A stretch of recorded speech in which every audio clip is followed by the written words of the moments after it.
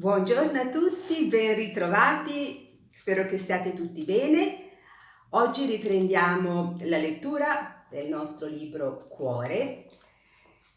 Vi ricordate, eravamo rimasti a quell'episodio in cui un compagno di Enrico, che è il ragazzino che scrive questo diario, un compagno che si chiama Garoffi, aveva colpito con una palla di neve una persona anziana in un occhio.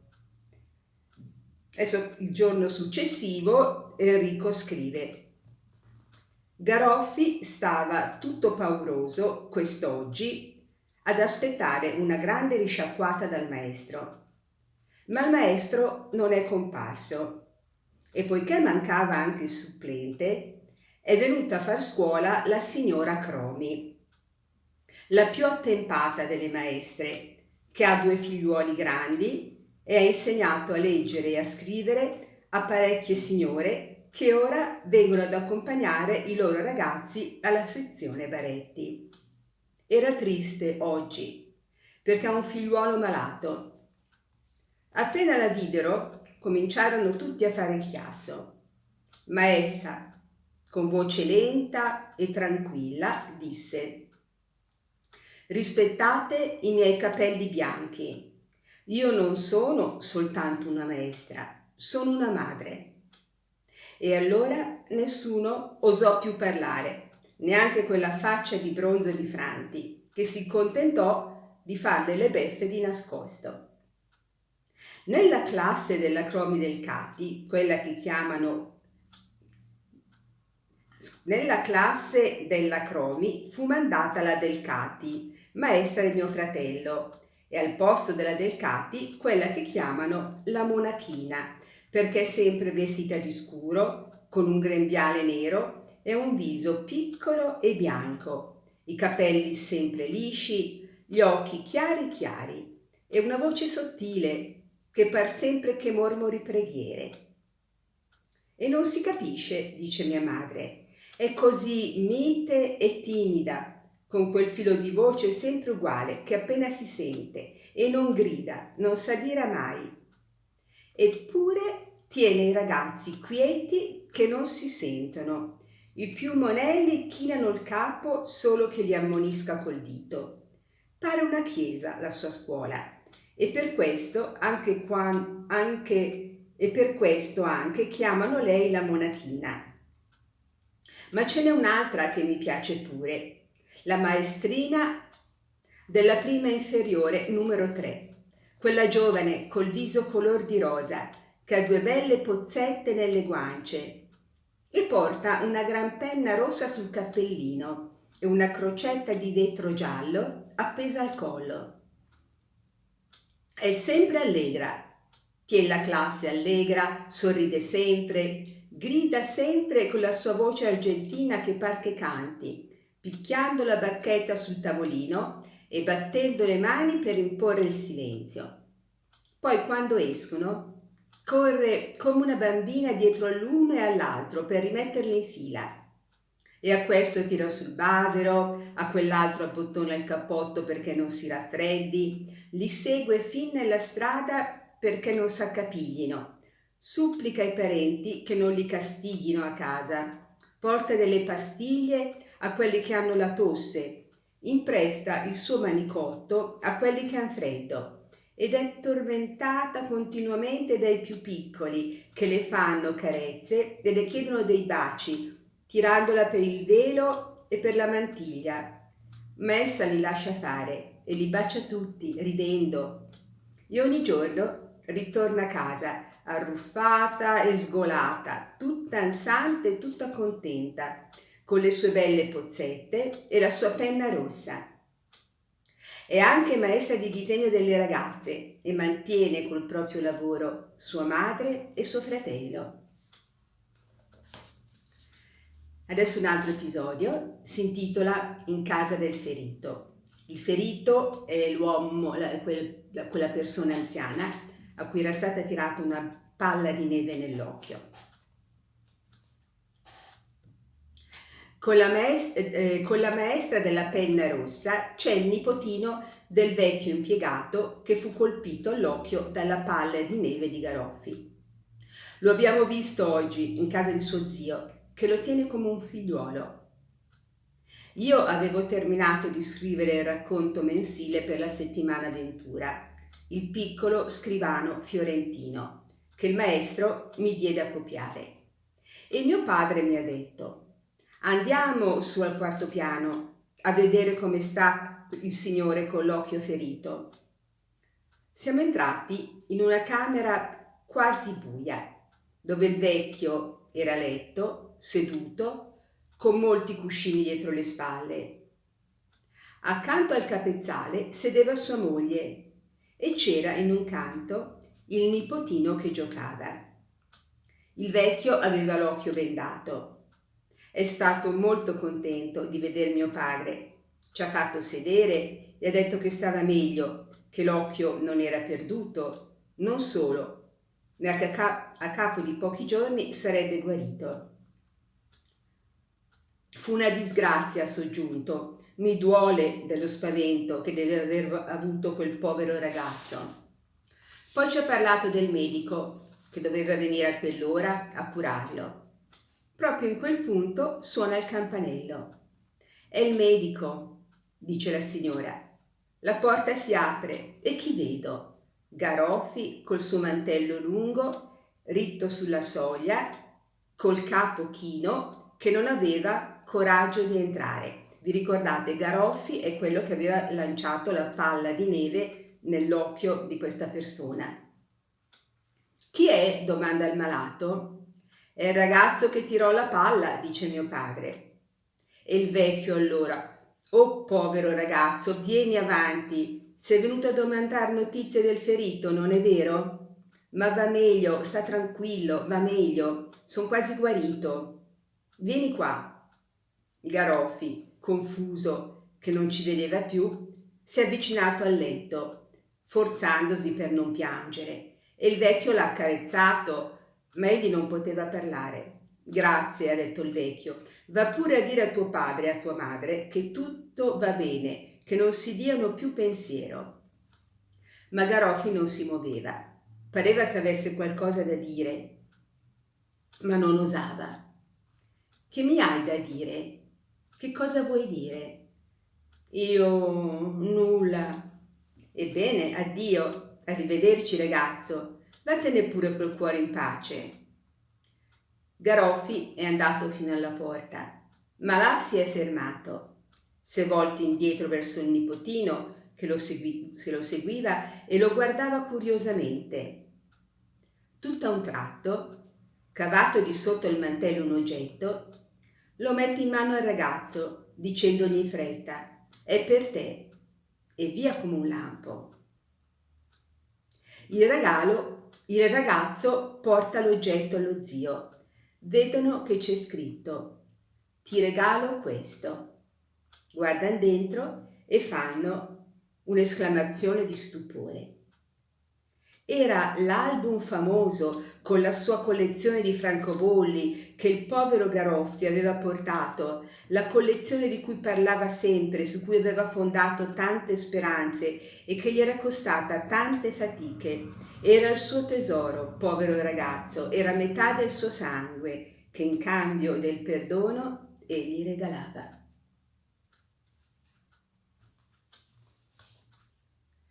Adesso c'è il racconto mensile, quello che il maestro legge una volta al mese alla classe. E questo racconto si intitola Il piccolo scrivano fiorentino. Faceva la quarta elementare. Era un grazioso fiorentino di 12 anni, nero di capelli e bianco di viso, figliuolo maggiore di un impiegato delle strade ferrate, il quale, avendo molta famiglia e poco stipendio, viveva nelle strettezze. Suo padre lo amava ed era assai buono e indulgente con lui, indulgente in tutto fuorché in quello che toccava la scuola. In questo pretendeva molto e si mostrava severo, perché il figliuolo doveva mettersi in grado di ottenere presto un impiego per aiutare la famiglia. E per valere presto, qualche cosa gli bisognava faticare molto in poco tempo. E benché il ragazzo studiasse, il padre lo esortava sempre a studiare. Era già avanzato negli anni il padre e il troppo lavoro l'aveva anche invecchiato prima del tempo. Non di meno, per provvedere ai bisogni della famiglia, oltre al molto lavoro che gli imponeva il suo impiego, pigliava ancora qua e là dei lavori straordinari di copista e passava una buona parte della notte a tavolino. Da ultimo aveva preso da una casa editrice che pubblicava giornali e libri a dispense l'incarico di scrivere sulle fasce il nome e l'indirizzo degli abbonati e guadagnava 3 lire per ogni 500 di quelle striscioline di carta, scritte in caratteri grandi e regolari. Ma questo lavoro lo stancava ed egli se ne lagnava spesso con la famiglia a desinare. I miei occhi se ne vanno, diceva, questo lavoro di notte mi finisce. Il figliuolo gli disse un giorno: Babbo, fammi lavorare invece tua, tu sai che scrivo come te, tale e quale. Ma il padre gli rispose: No, figliuolo, tu devi studiare. La tua scuola è una cosa molto più importante delle mie fasce. Avrei rimorsi di rubarti un'ora. Ti ringrazio, ma non voglio e non parlarmene più. Il figliuolo sapeva che con suo padre in quelle cose era inutile insistere e non insistette. Ma ecco cosa fece. Egli sapeva che a mezzanotte in punto suo padre smetteva di scrivere e usciva dal suo stanzino da lavoro per andare nella camera da letto. Qualche volta l'aveva sentito. Scoccati i 12 colpi al pendolo, aveva sentito immediatamente il rumore della seggiola smossa e il passo lento di suo padre. Una notte aspettò che egli fosse a letto. Si vestì piano piano, andò a tentoni nello stanzino, riaccese il lume a petrolio, sedette alla scrivania, dove era un mucchio di fasce bianche e l'elenco degli indirizzi, e cominciò a scrivere, rifacendo a puntino la scrittura di suo padre. E scriveva di buona voglia, contento, con un po' di paura, e le fasce s'ammontavano, e tratto egli smetteva la penna per fregarsi le mani, e poi ricominciava con più alacrità, tendendo l'orecchio, e sorrideva.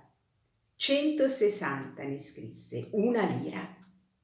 Allora si fermò, rimise la penna dove l'aveva presa, spense il lume, tornò a letto in punta di piedi. Quel giorno, a mezzodì, il padre sedette a tavola di buon umore. Non s'era accorto di nulla. Faceva quel lavoro meccanicamente, misurando a ore e pensando ad altro, e non contava le fasce scritte che il giorno dopo. Sedette a tavola di buon umore e battendo una mano sulla spalla al figliuolo.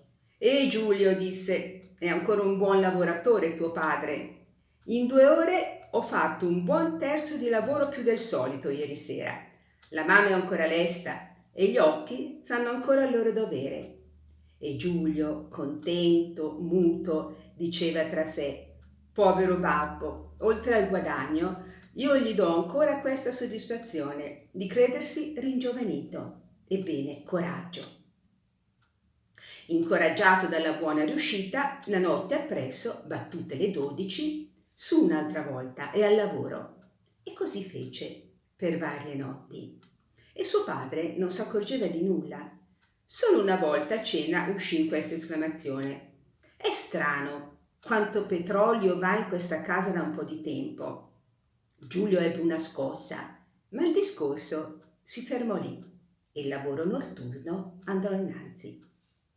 Se non che, a rompersi così il sonno ogni notte, Giulio non riposava abbastanza. La mattina si levava stanco e la sera, facendo il lavoro di scuola, stentava a tenere gli occhi aperti.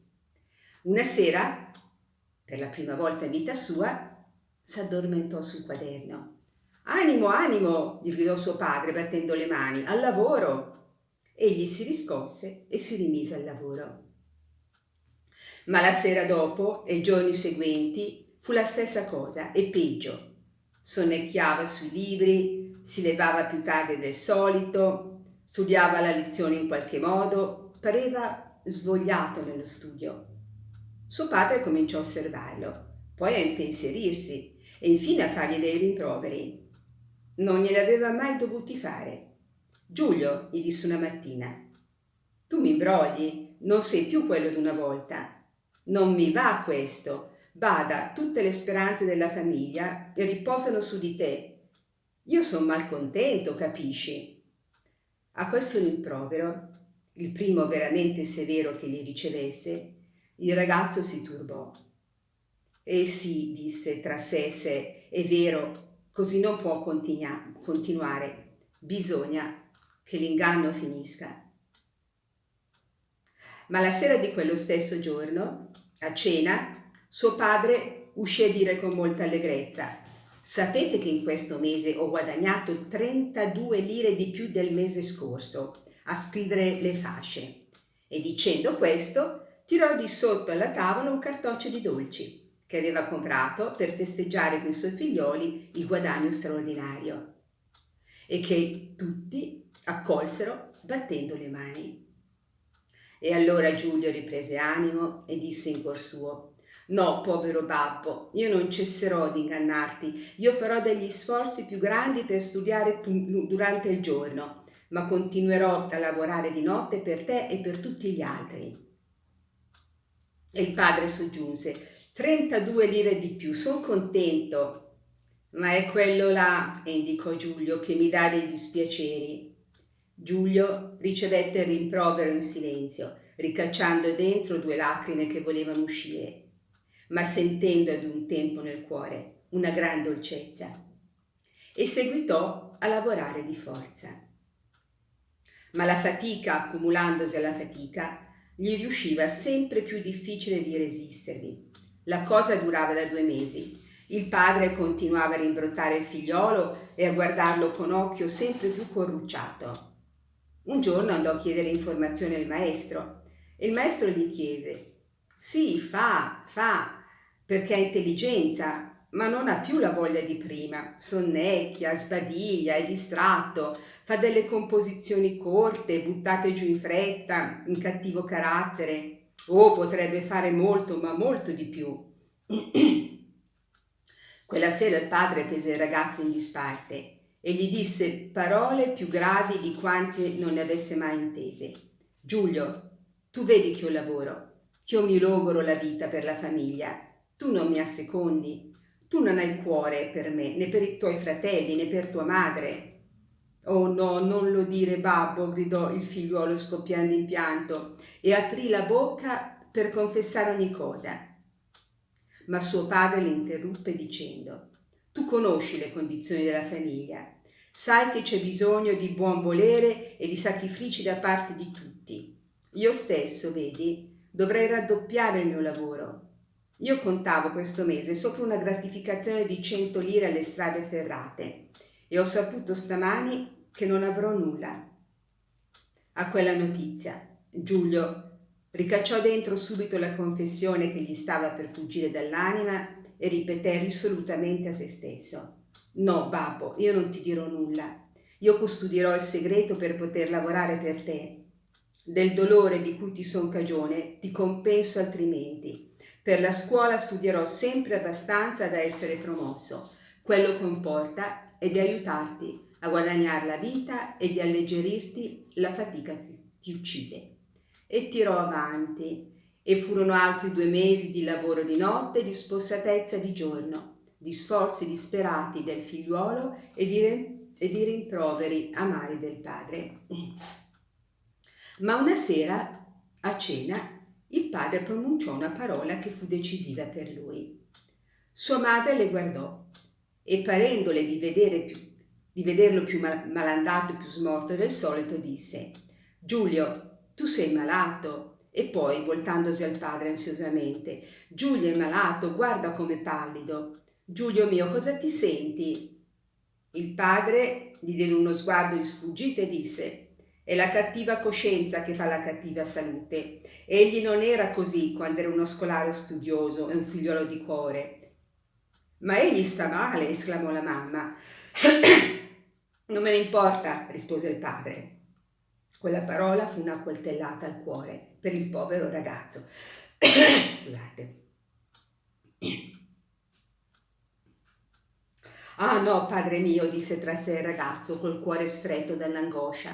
Ora è finita davvero. Io senza il tuo affetto non posso vivere. Lo rivoglio intero, ti dirò tutto, non ti ingannerò più, studierò come prima, nasca quel che nasca, purché tu torni a volermi bene, povero padre mio. Oh, questa volta sono ben sicuro della mia risoluzione.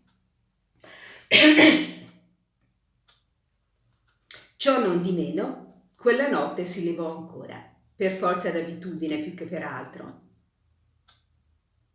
E quando fu levato, volle andare a salutare, a rivedere per qualche minuto nella quiete della notte per l'ultima volta quello stanzino dove aveva tanto lavorato segretamente, col cuore pieno di soddisfazione e di tenerezza. E quando si ritrovò al tavolino col lume acceso e vide quelle fasce bianche su cui non avrebbe scritto mai più quei nomi di città e di persone che oramai sapeva a memoria, fu preso da una gran tristezza e con un atto impetuoso ripigliò la penna per ricominciare il lavoro consueto. Ma nello stender la mano urtò un libro e il libro cadde. Il sangue gli diede un tuffo, suo padre si svegliava. Certo non l'avrebbe sorpreso a commettere una cattiva azione, egli stesso aveva ben deciso di dirgli tutto, eppure il sentir quel passo avvicinarsi nell'oscurità, l'esser sorpreso a quell'ora, in quel silenzio, sua madre che si sarebbe svegliata e spaventata, e il pensar per la prima volta che suo padre avrebbe forse provato un'umiliazione in faccia sua, scoprendo ogni cosa, tutto questo lo spaventava. Egli tese l'orecchio col respiro sospeso. Non sentì rumore. Origliò la serratura dell'uscio che aveva alle spalle. Nulla. Tutta la casa dormiva. Suo padre non aveva inteso. Si tranquillizzò e ricominciò a scrivere. E le fasce s'ammonticchiavano sulle fasce. Egli sentì il passo cadenzato delle guardie civiche giù nella strada deserta, poi un rumore di carrozza che cessò da un tratto. Poi, dopo un pezzo, lo strepito d'una fila di carri che passavano lentamente. Poi un silenzio profondo, rotto a quando dal latrato lontano d'un cane. E scriveva, e intanto suo padre era dietro di lui. Egli s'era levato udendo cadere il libro ed era rimasto aspettando il buon punto. Lo strepito dei carri aveva coperto il fruscio dei suoi passi e il cigolio leggero delle imposte dell'uscio ed era là con la sua testa bianca sopra la testina nera di Giulio e aveva visto correre la penna sulle fasce e in un momento aveva tutto indovinato, tutto ricordato, tutto compreso. E un pentimento disperato, una tenerezza immensa gli aveva invaso l'anima e lo teneva inchiodato, soffocato là, dietro al suo bimbo. All'improvviso Giulio diè un grido acuto. 2 braccia convulse gli avevano serrato la testa. «Oh babbo, babbo, perdonami, perdonami!» gridò, riconoscendo suo padre al pianto. «Tu perdonami», rispose il padre, singhiozzando e coprendogli la fronte di baci. «Ho capito tutto, so tutto. Son io che ti domando perdono, santa creatura mia. Vieni con me». E lo sospinse, o piuttosto se lo portò al letto di sua madre, svegliata, e glielo gettò fra le braccia e le disse: «Bacia quest'angelo di figliolo che da 3 mesi non dorme e lavora per me, e io gli contristo il cuore, a lui che ci guadagna il pane».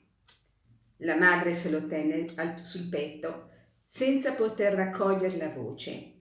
Poi disse: «A dormire subito, bambino mio, va a dormire, a riposare, portalo a letto». Il padre lo pigliò fra le braccia lo portò nella sua camera, lo mise a letto, sempre ansando e carezzandolo, e gli accomodò i cuscini e le coperte. Grazie, babbo, andava ripetendo il figliuolo, grazie, ma va a letto tu ora, io sono contento, va a letto, babbo. Ma suo padre voleva vederlo addormentato.